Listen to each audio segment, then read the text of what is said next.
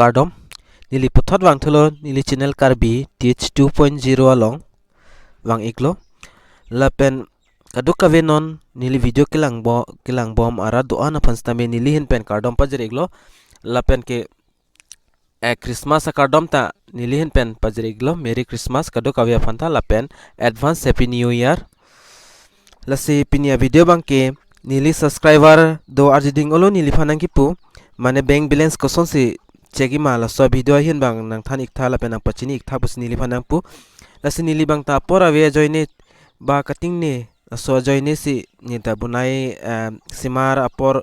chilong le det mat simar pipe det lo lasi pinia bang ke la so pu thaksi nili paklang poni pu koson si bank ne mane details mane emithang account check thegi ma emithang mobile pen heming nilun pen la sab ala marjan ba video bang sinili pini bang peklang pon igi pur la si video start e afrang nang letum nili channel long jong si kelang non kelang bom channel long jong sa ki milang polo te nang letum subscribe prelang polo te ala subscribe ke tok do dak ber ik tha la pen pu ar e side long la bel arjan da dui dak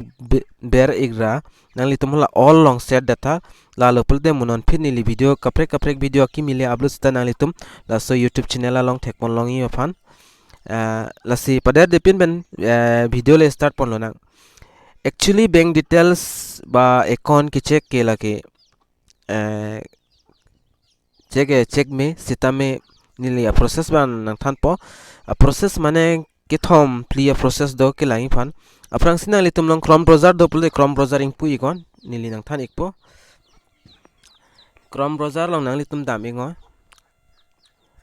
chrome browser long stame kaprek apps long tame browser long tame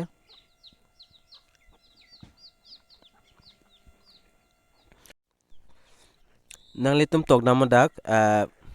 pfms putok igra nang litum search kori no la pendet la thaksi dui pfms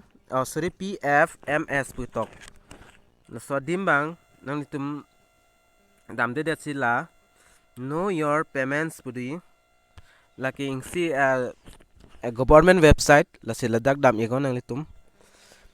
dak dam ik det pen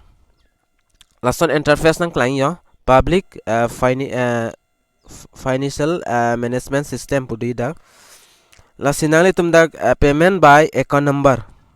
olason dui lasidak la athaksi do bank pugetok do dak bank amen tok nang panang litum koso bank account sinang litum nang do ma Assam Gramin ma mate SBI ma Punjab National Bank ma lai hui da amen toko la pendet next bange enter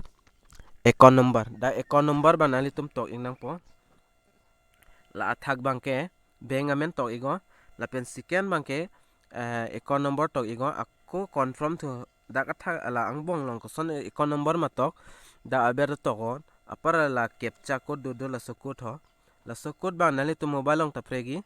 la sehol da ke to ke do link le dak word verification pulong le ber igo la pendet send OTP on registered mobile number na pen hola nang litum bank account long kiling tang kipitang mobile number hola dagle nang odag mane isi SMS dampo hola so OTP nang litum nang lelote ber igo ber igdet penot nang litum details mane theglong po apare la banga first step lo bank account kilang fan lake lahai phiri nang ni thang fraud tagali lake si mane government website mane government long pen pp scheme pen se pois tangkan nang che thapma lahai hui dak chipiklang edifan la pen total kan si doma lahai hui lang me la si next bank ke nili nang piklang pon thupo next bank ke nil tum back dam iklo nang la phi dam ik thun nang next bank ke dam det pen nang litum nili nang piklang ekpo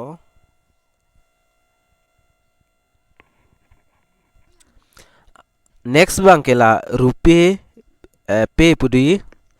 la rupee pay la play store long penali tum download non kalite ni link long sta description long sta nile bikok po dak penali tum download ingo la rupee long ta la pulo rupee long alason open alason interface nang klaing dak ke chetok please wait pudo upper ke dak do login with RMH pudo lapen login with pin pu hini ke tok do nan litum la login with RHM long benom lapen dak izen RMN put dak nang changin lapen password lasso password laki koson si create kuri nei ma bate izen RMN laki kunat pencil loing ma pulote cast dak athak do la customer care number do dak nang litum call igo da call ig that pen chinkinon nilita mane lason ingsi laso apps long install lo lasi non login lai password hai hui nei pulote nang litum han anda nang pachini po nang thanang pachini po lapen WhatsApp long nang litum han pan card ba Aadhaar card lai hui na hang po verify kuri nang po verify dat da pin nang pi po password nang pi po nang litum han la lo te la so apps long penta nang litum jat jok account madu account details noi lai hui nang litum dak pen check pon ik long po la pen next third step bangke nang litum long la bank info pudui la ta play store long pen long ta jong si download tek table de la ni link long sorry la link long nang litum long po mane description long link long po la so a link pen nang litum dam ikra download ik dam play store pen so sida ke to all bank balance ke tok do la daga open na te la son interface nang klang ik nang litum long la sinang litum miss call banking do IFSCI Swiss do lapen balance pudo nang litum kenam ning bangke miss call polong dam iko miss call long pupen dam ik det mena dak bank details do pick dak choose bank punang klang koso bank account koso bank long si account do ma central bank ma SBI ma lai hui long sinali tum account do pulote ber igon nili ne sample la select lo SBI long dak alam se ads wang po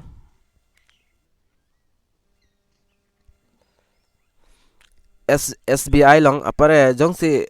SBI long jong si ber lo tela son do check balance do mini statement do general helpline do asinali tum bangke la check balance long le ber igo dak ber ik det pen ala contact number do ya la contact number onali tum dial kuri nang po call ik nang polo number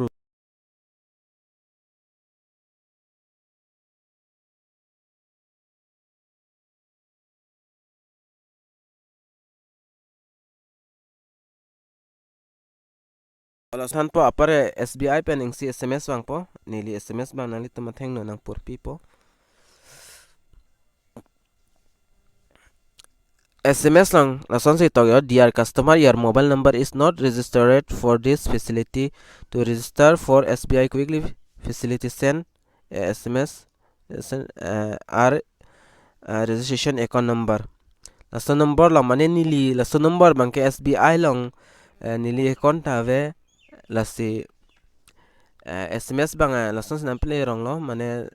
bank account lason number add elang pusida ke tok do ya nasinali tum jong si SBI account nong do la pen ada mobile number do bulto hala bank long keling tang bank long ke do ta mobile number la nang litum a mobile number la pen call igo call te nang litum long details dag nang chiklang lapo la ke thom hello process main process bang yo chotlo la si la so video kilang pen jong sining sam pelote please pen like la pen share ik tha la pen comment pini jong si kithan jong si chok che pol comment long ni lipan nang putame la si pini a video bang ke lan chot lo mo next video long le chitong tunang kardom